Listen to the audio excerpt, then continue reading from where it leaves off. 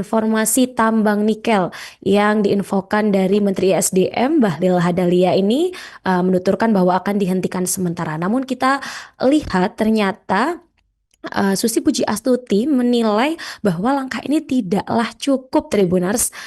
Susi Pujiastuti ini merasa prihatin mengenai tambang nikel di wilayah Raja Ampat di Papua Barat Daya. Seperti kita ketahui, Raja Ampat ini menjadi destinasi wisata yang cukup indah dan punya banyak sekali fenomena laut yang beragam begitu ya. Dan aktivitas pertambangan nikel ini dikhawatirkan dapat menyebabkan kerusakan yang masif, Tribuners, terhadap lingkungan dan ekosistem alam di daerah tersebut.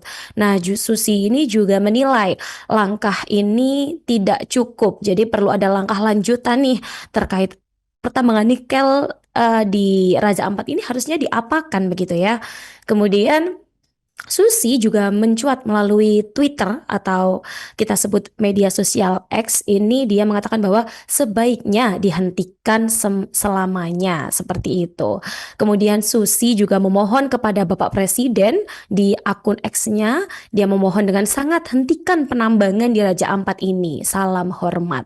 Seperti itu. Tribuners, kita doakan putusan apa saja yang hadir semoga bisa bijak bagi seluruh komponen begitu ya. Download Tribun X sekarang, menghadirkan lokal menjadi Indonesia.